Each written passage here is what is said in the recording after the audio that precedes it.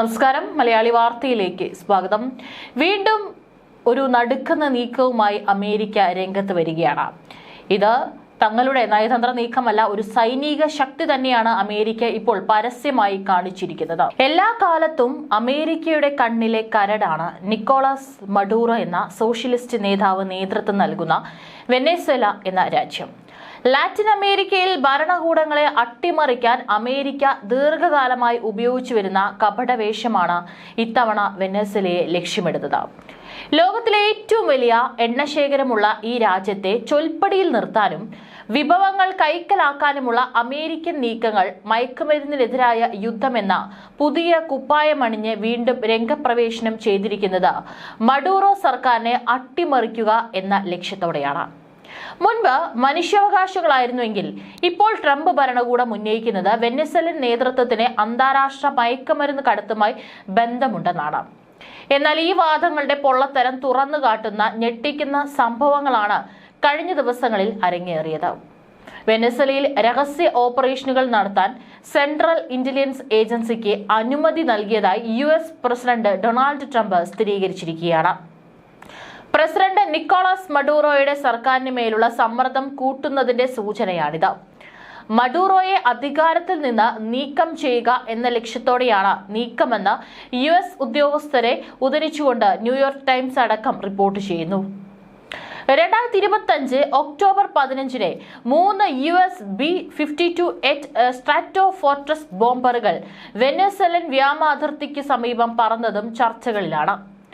ചില സൈനിക നിരീക്ഷകർ ഇതിനെ US-ന്റെ ശക്തമായ സൈനിക ശക്തി പ്രകടനമായി വിലയിരുത്തുമ്പോൾ ഈ ദൗത്യത്തിന്റെ യഥാർത്ഥ ലക്ഷ്യം അമേരിക്ക പുറത്തുവിട്ടിട്ടില്ല. വെനസ്വേലയിലെ സ്വച്ഛാധിപത്യ ഭരണകൂടത്തിന്മേൽ പ്രസിഡന്റ് ഡൊണാൾഡ് ട്രംപ് കടുത്ത സമ്മർദ്ദം ചെലുത്തുന്നതിനിടയിലാണ് ഈ നിർണായക നീക്കം. ഫ്ലൈറ്റ് ട്രാക്കിംഗ് ഡാറ്റ അനുസരിച്ച് ലൂസിയാനയിലെ ബാർക്ക്സ്ഡെയിൽ എയർഫോഴ്സ് ബേസിൽ നിന്ന് പ്രാദേശിക സമയം പുലർച്ചെ 2:50 ഈ ബോംബറുകൾ പുറപ്പെട്ടത്.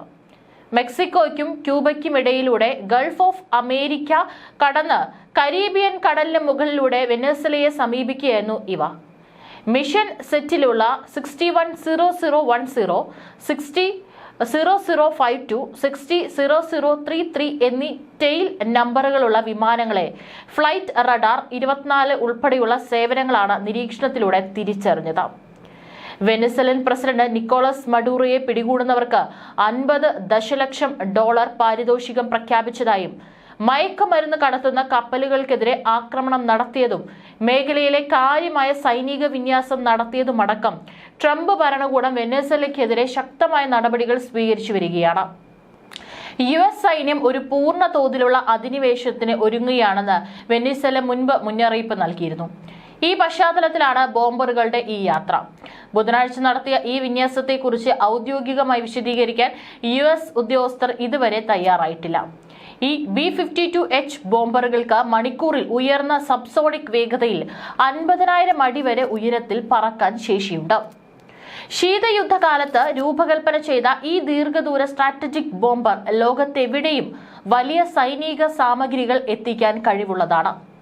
ഈ ദുരൂഹമായ സൈനിക നീക്കം US-ഉം വെനസ്വേലയും തമ്മിലുള്ള വർദ്ധിച്ചുവരുന്ന പിരിമുറുക്കം കൂടുതൽ രൂക്ഷമാക്കും. മയക്കുമരുന്ന് കടത്ത് കുറ്റങ്ങളിൽ മഡൂറോയെ അറസ്റ്റ് ചെയ്യാനും ശിക്ഷിക്കാനും സഹായിക്കുന്ന വിവരങ്ങൾ നൽകുന്നവർക്കാണ് US ഭരണകൂടം $50 ദശലക്ഷം വാഗ്ദാനം ചെയ്തിട്ടുള്ളത്. പുതിയ അധികാരം ലഭിച്ചതോടെ CIA-ക്ക് വെനസ്വേലയിൽ കൂടുതൽ ശക്തമായ ഓപ്പറേഷനുകൾ നടത്താൻ കഴിയും. വെനസ്വേലക്കാർ US-ലേക്ക് അനധികൃതമായി കുടിയേറുന്നതും മയക്കുമരുന്ന് കടത്തുമാണ് പുതിയ നടപടികൾക്ക് കാരണമെന്നാണ് ട്രംപ് മാധ്യമങ്ങളോട് പറഞ്ഞിരിക്കുന്നത്. വെനസ്വേല മുൻ തടവുകാരെ US-ലേക്ക് അയക്കുന്നു എന്ന വാദവും നിരത്തി. എന്നാൽ ഇത് തെളിയിക്കുന്ന തെളിവൊന്നും നൽകിയിട്ടില്ല. നിക്കോളാസ് മഡൂറോയെ ഇല്ലാതാക്കാനാണോ CIA ഓപ്പറേഷൻ നടത്തുന്നത് എന്ന ചോദ്യത്തിന് ട്രംപ് മറുപടി നൽകിയില്ല. കടലിലെ മയക്കുമരുന്ന് കടത്ത് തടയുന്നതിൽ US പുരോഗതി നേടിയിട്ടുണ്ടെന്നും കരമാർഗമുള്ള കടത്ത് നിയന്ത്രിക്കാനാണ് ശ്രമമെന്നും ട്രംപ് കൂട്ടിച്ചേർത്തു. ട്രംപ് എന്ത് നടപടികളാണ് വെനസ്വേലയുടെ കാര്യത്തിൽ അംഗീകരിച്ചതെന്ന് വ്യക്തമല്ല. വിഷയത്തിൽ വിശദീകരണത്തിന് വൈറ്റ് ഹൌസ് വിസമ്മതിച്ചു. വെനസ്വേലൻ മയക്കുമരുന്ന് കടത്തുകാർ അമേരിക്കക്കാർക്ക് വിഷം നൽകാൻ ശ്രമിക്കുന്നുവെന്ന ട്രംപിന്റെയും ഡിഫൻസ് സെക്രട്ടറി ഹെക്സത്തിന്റെയും അടിസ്ഥാനരഹിതമായ ആരോപണങ്ങളെ തുടർന്ന് കഴിഞ്ഞ ഏതാനും ആഴ്ചകൾക്കുള്ളിൽ മാത്രം 21 വെനസ്വേലക്കാരെ അമേരിക്കൻ സൈന്യം വധിക്കുകയുണ്ടായി. തെളിവുകളോ വിചാരണയോ ഇല്ലാതെയായിരുന്നു ഈ കൊലപാതകങ്ങൾ. മയക്കുമരുന്ന് കള്ളക്കടത്തുകാരെ പിടികൂടി നിയമ നടപടിക്ക് വിധേയമാക്കുന്നതിന് പകരം ഇവരെ കണ്ടയുടനെ വെടിവെച്ച് കൊല്ലുകയായിരുന്നു.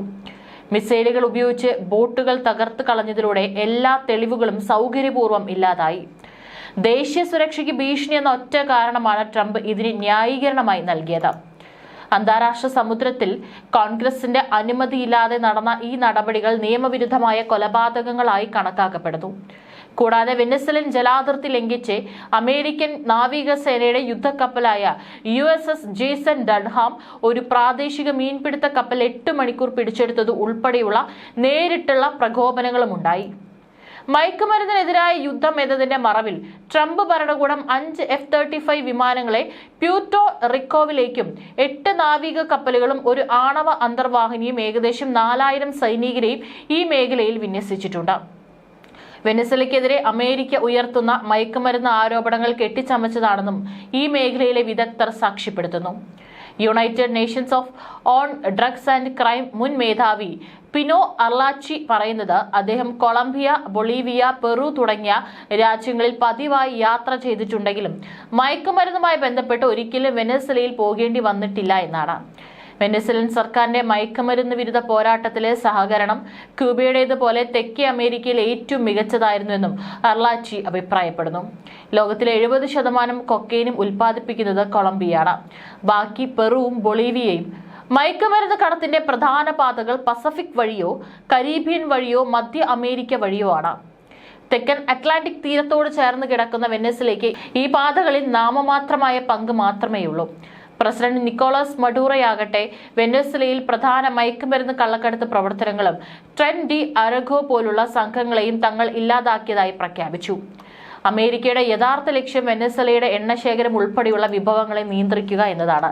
ഈ ലക്ഷ്യത്തിനായി പതിറ്റാണ്ടുകളായി അമേരിക്ക ശ്രമം നടത്തുന്നു. 2019 ജുവാൻ ഗൈഡോയെ ഇടക്കാല പ്രസിഡന്റായി പിന്തുണച്ചതും രാജ്യവ്യാപകമായി വൈദ്യുതി തടസ്സമുണ്ടാക്കിയ ഗ്രിഡ് അട്ടിമറി ആരോപണങ്ങളും ഇതിന്റെ ഭാഗമായിരുന്നു.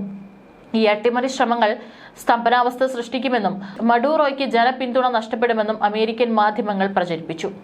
എന്നാൽ അത് ദയനീയമായി പരാജയപ്പെട്ടു. വെനസ്വേലയിലെ ഇരുട്ടിലായ കെട്ടിടങ്ങൾക്കും ATMകൾക്കും മുന്നിലെ നീണ്ട നിരകൾക്കും അപ്പുറം രാജ്യത്തെ ജനങ്ങൾ ഒരുമിച്ച് പ്രവർത്തിക്കുകയും മഡൂറോയ്ക്ക് വൻതോതിലുള്ള പിന്തുണ നൽകുകയുമാണ് ഉണ്ടായത്. ഏറ്റവും ദരിദ്രമായ ചേരികളിൽ പോലും അമേരിക്കൻ ഇടപെടലിനെതിരെ പ്രതിഷേധ റാലികൾ നടന്നു. വെനസ്വേലൻ സൈന്യത്തിലെ 95,000-നും 1,50,000-നും ഇടയിലുള്ള അംഗങ്ങൾക്ക് പുറമെ അധിനിവേശ സാധ്യത മുന്നിൽ കണ്ട് 4.5 ദശലക്ഷം അംഗങ്ങളുള്ള ഒരു ജനകീയ മിലിഷ്യ രാജ്യത്ത് സജീവമാണ്.